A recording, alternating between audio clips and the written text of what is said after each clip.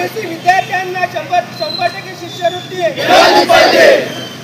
पेजे समितीचा अहवाल मान्य करा, मान्य करा, पेजे समितीचा अहवाल मान्य करा, मान्य करा, मान्य करा, मान्य करा, पेजे समितीचा अहवाल मान्य करा, मान्य करा, मान्य करा, पेजे समितीचा अहवाल मान्य करा।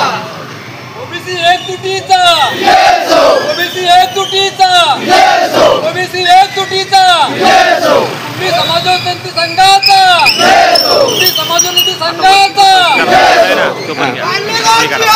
रद्द करा, रद्द करा, काढलेला जिहाद रद्द करा, रद्द करा, काढलेला जिहाद रद्द करा, रद्द करा, रद्द करा, रद्द करा, काढलेला जिहाद रद्द करा, रद्द करा, रद्द करा, रद्द करा, काढलेला जिहाद रद्द करा, रद्द करा, रद्द करा, रद्द करा।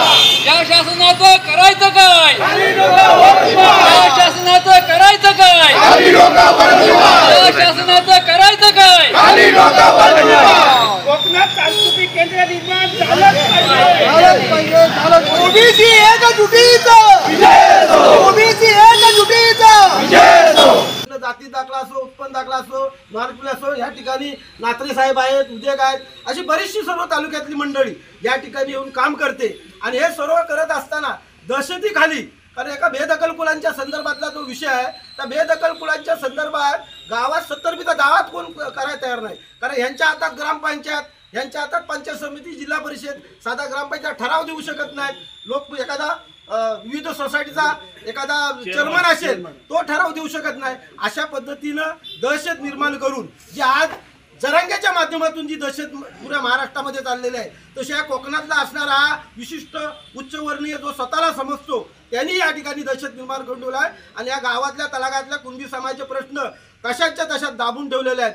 जर या ठिकाणी सरकारने ह्या समाजाचे विशेषतः जरांग्यांनी जे काय समाजाचे प्रश्न ठेवलेले आहेत, त्या प्रश्नाचा संदर्भातला तो GR जर रद्द केला नाही, तर संपूर्ण हा कोकणाचा जो काय हवे आहे, तो हवे रस्त्याला असणाऱ्या जेवढे कुणबी समाजाच्या गाव आहेत, त्या गावाने आपापल्या गावामध्ये आपापल्या ठिकाणी त्या रस्त्यावरती बसायचं।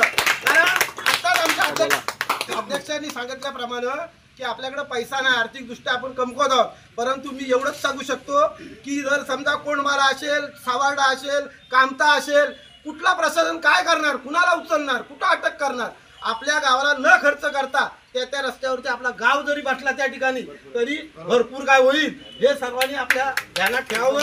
आणि मी पुन्हा आपण सर्वांनी अगदी मोबाईलच्या माध्यमातून हाक मारल्याच्या नंतर या ठिकाणी आपण सर्वजण मंडळी आपण आलात, त्याबद्दल सर्व संघटनेच्या वतीनं, समाजाच्या वतीनं आपला सर्वांना धन्यवाद देतो।